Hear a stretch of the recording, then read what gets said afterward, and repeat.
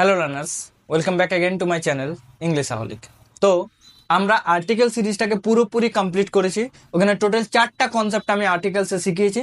আগে যারা যারা ওই ভিডিওটা এখনো দেখোনি তারা ওই ভিডিওটা দেখে আসো। তারপর আমাদের এই টপিক 2 প্রিপোজিশন, এই প্রিপোজিশন ক্লাসটা আজ আমরা স্টার্ট করব। ওকে, তো এই প্রিপোজিশন ক্লাসটা অনেকের কাছে অনেক জটিল লাগে, আবার অনেকের কাছে বুঝতে সমস্যা হয়। কেন? কারণ এই প্রিপোজিশনের হাজার হাজার রুলস আছে। তো যদি তোমরা এই ভিডিওটাকে খুব মনোযোগ সহকারে দেখো, তোমাদের কাছে প্রিপোজিশন এই খুব সহজ হয়ে যাবে তোমার কাছে প্রিপোজিশনটা। ওকে, তো আমরা ডাইরেক্ট ডিসকাশনে আসি এবং প্রিপোজিশন বোঝার চেষ্টা করি। দেখো, প্রিপোজিশনকে যখন আমরা ভাঙছি, প্রিপোজিশনের মধ্যেই আমরা দুটো ওয়ার্ড পাচ্ছি, একটা হচ্ছে প্রে, একটা পজিশন। ওকে, তাহলে প্রি কথার অর্থ কি আগে বা পূর্বে, আর পজিশন মানে অবস্থান। এটা জানার আগে যদি আমরা দুটোকে কম্বাইন করি তাহলে কি পাচ্ছি? পূর্বের অবস্থান। তাহলে কার পূর্বের অবস্থান, এটাকে জানতে গেলে আমাদেরকে জানতে হবে প্রিপোজিশনের বাংলা অর্থ কি। প্রিপোজিশনের বাংলা অর্থ হচ্ছে সম্বন্ধ সূচক অব্যয়। সম্বন্ধ সূচক অব্যয়। ওকে, কাকে বলে প্রিপোজিশন? না, যে ওয়ার্ড নাউন বা প্রোনাউনের আগে বসে, যে ওয়ার্ড নাউন বা প্রোনাউনের আগে বসে বাক্যে থাকা অন্য নাউন বা প্রোনাউনের সঙ্গে তার সম্পর্ককে নির্ধারণ করে। তাহলে এর কাজ হচ্ছে সম্পর্ক নির্ধারণ করা। প্রিপোজিশনের কাজ কি? সম্পর্ক নির্ধারণ করা। ওকে, সম্পর্ক নির্ধারণ কার করবে? না, একটা নাউনের সঙ্গে আরেকটা নাউনের। সেন্টেন্সটা দেখো, the book is on the table. একদম বেসিক, সকলেই প্রথম থেকে এটাই আমরা শিখে আসি, basic concept. The book is on the table, এক্ষেত্রে দেখো দ্য বুক একটা নাউন, টেবিল একটা নাউন। ওকে, তাহলে বুক একটা নাউন, টেবিল একটা নাউন। এবারে এই নাউনের আগে একটা ওয়ার্ড বসেছে অন। এই অন এখানে প্রিপোজিশন। কেন প্রিপোজিশন? দেখো, যদি আমি অনটাকে বাক্য থেকে সরিয়ে দিই তাহলে সেন্টেন্সটার কি মিনিংফুল হচ্ছে? দেখি তো, the book is the table. দেখো, সেন্টেন্সটার কোনো মিনিং বা অর্থ প্রকাশ করছে না, সম্পূর্ণ অর্থ প্রকাশ করছে না। এবারে যখনই আমি এখানে অন অ্যাড করে দিলাম, এবার সেন্টেন্সটা the book is on the table, মানে বইটি টেবিলের উপরে। তাহলে এই অন কি করলো? এই বইয়ের সঙ্গে এই টেবিলের একটা রিলেশন তৈরি করলো বা সম্পর্ক তৈরি করলো। কিসের সম্পর্ক? ওপরের সম্পর্ক, উপরের সম্পর্ক। বইটি কোথায়? না, টেবিলের উপরে। তাহলে উপরের সম্পর্ক নির্ধারণ করলো। তাহলে প্রিপোজিশনের প্রথম এটাই কাজ, যে বাক্যে থাকা একটা নাউনের সঙ্গে আরেকটা নাউনের সম্পর্ক নির্ধারণ করা। নাম্বার 2, অনেকেই প্রিপোজিশন চিনতে আমরা ভুল করি সেন্টেন্সে। আমরা বুঝবো কি করে যে সেন্টেন্সে এই যে অন দেওয়া আছে মানে কি প্রিপোজিশন সবসময়তেই? এটা কি হয়? যদি ধরো তোমাকে কেউ রাস্তায় দাঁড় করিয়ে জিজ্ঞেস করে, আচ্ছা কোন ক্লাসে পড়িস? ও ক্লাস 10-এ পড়িস। আচ্ছা বলতো অন, এ অনটা কোন প্রিপোজিশন? না সরি, অনটা কোন পার্টস অফ স্পিচ? তখন তুমি তো ফটাকসে বলে দেবে, আরে অন, অন তো প্রিপোজিশন। না, এরকম ভুল করবে না। কারণ তোমার অ্যান্সার তখন কি হবে? অ্যান্সার হবে যে আমি ওইরকম সরাসরি বলতে পারবো না, আমাকে সেন্টেন্স দাও, আমি বলে দিচ্ছি। কেন? দেখো একটা এক্সাম্পল দেখো।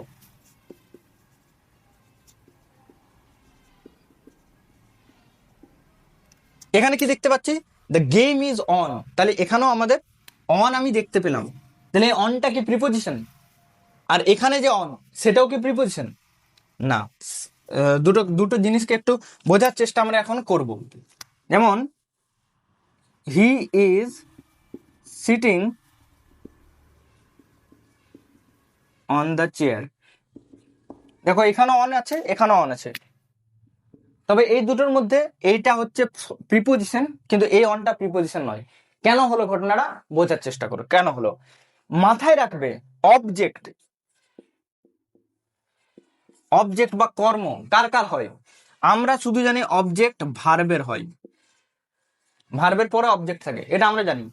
কিন্তু মাথায় রাখবে এটা, যে প্রেপোজিশনের পরে অতি অবশ্য অবজেক্ট থাকতেই হবে। প্রেপোজিশনের পরে অবজেক্ট থাকে। Example, he is sitting on the chair. Object কার কার হয়? অবজেক্ট হয়তো নাউন হয়, নয়তো প্রোনাউন হয়।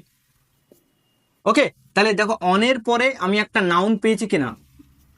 তাহলে প্রিপোজিশনের পরে যে নাউনটা থাকে প্রিপোজিশনের পরে যে নাউনটা থাকে তাকে আমরা বলি প্রিপোজিশনের অবজেক্ট। তাহলে মাস্ট প্রিপোজিশনের পরে একটা অবজেক্ট থাকতেই হবে, আর যদি প্রিপোজিশনের পরে অবজেক্ট নাই তাহলে সেটা প্রিপোজিশনের কাজ করছে না। ওকে, তাহলে এই যে প্রিপোজিশনের পরে যে অবজেক্ট, মানে প্রিপোজিশন থেকে শুরু করে এই যে নাউনটাকে নিলাম, এটাকে ইংরেজি গ্রামারে বলা হয় প্রিপোজিশনাল ফ্রেজ।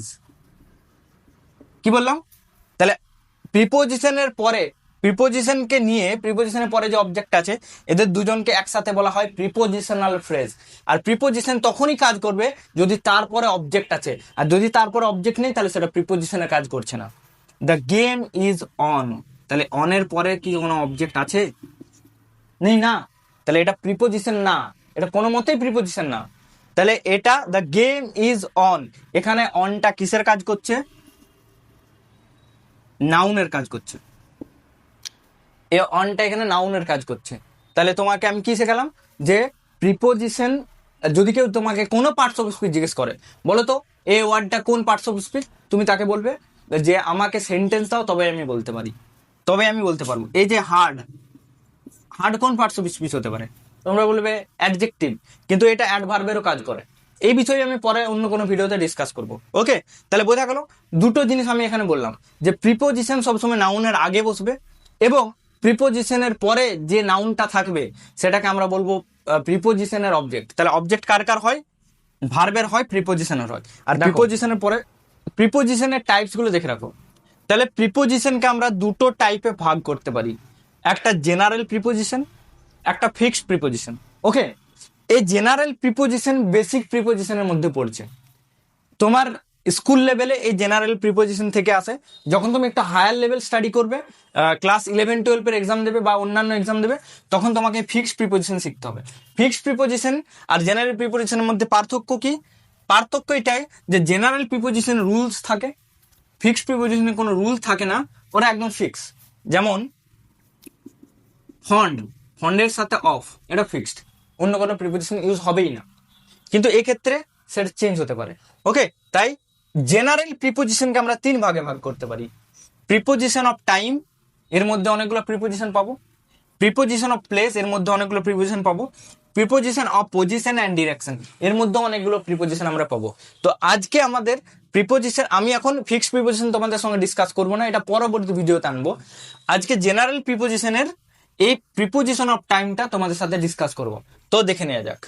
ওকে, দেখো প্রিপোজিশন অফ টাইমের প্রথম কনসেপ্ট, প্রথম রুল, অ্যাট, ইন, অন, এই তিনটে প্রিপোজিশন অফ টাইমও ইউজ হবে, প্রিপোজিশন অফ প্লেসও ইউজ হবে, প্রিপোজিশন অফ ডিরেকশন বা পজিশনেও ইউজ হবে। ওকে, তো ভালো করে বুঝবে। প্রিপোজিশন অফ টাইমে অ্যাট, ইন, অন। অ্যাট আমরা কখন ইউজ করব?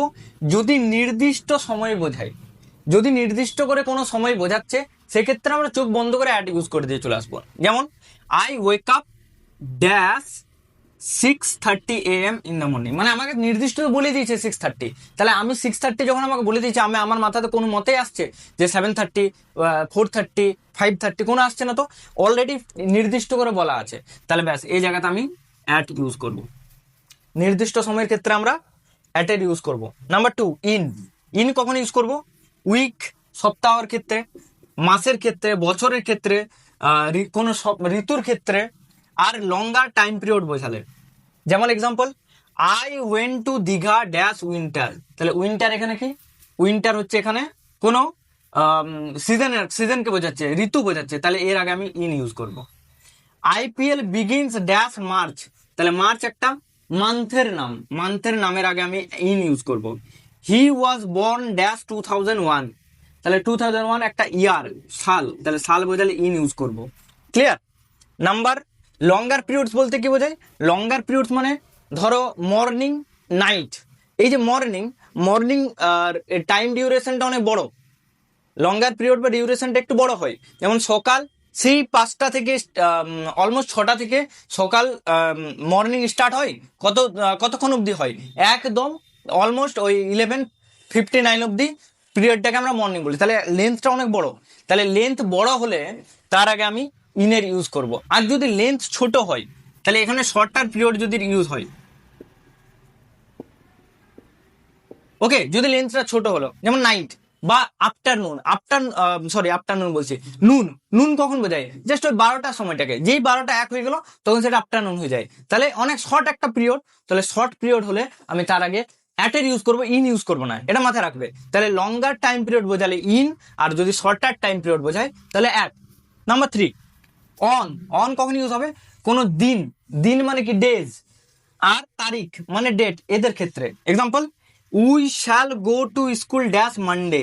তাহলে মানডে না মান্থ, না ইয়ারের নাম, না ঋতু, এটা একটা কিসের নাম? দিনের, দিন বোঝাচ্ছে। কি বোঝাচ্ছে? দিন। তাহলে দিন হলে তার আগে আমি ইউজ করব অন। ওকে, নেক্সট দেখো তারিখ।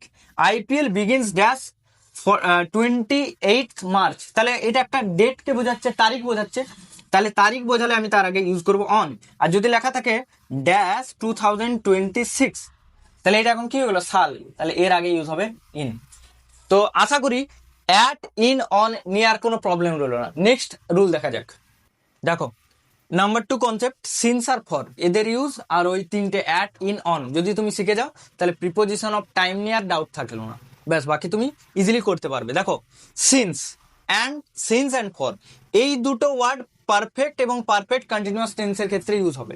প্রেজেন্ট পারফেক্ট কন্টিনিউয়াস বা পাস্ট পারফেক্ট কন্টিনিউয়াস টেন্সের ক্ষেত্রে ইউজ হবে, এটা মাথায় রেখে। সিন্স কখন ইউজ করবো আমরা? সিন্স ইউজ করবো আমরা যখন পয়েন্ট অফ টাইম বোঝাবে, পয়েন্ট অফ টাইম। আর ফর কখন ইউজ করবে? যখন পিরিয়ড অফ টাইম। এই পয়েন্ট অফ টাইম আর পিরিয়ড অফ টাইম কি, তাই না? পয়েন্ট অফ টাইম মানে কোনো কাজ ধরো অতীতে স্টার্ট হয়েছে এবং বর্তমান অবধি চলছে, সেটাকে আমরা কন্টিনিউয়াস টেন্স বলি, প্রেজেন্ট পারফেক্ট কন্টিনিউয়াস টেন্স।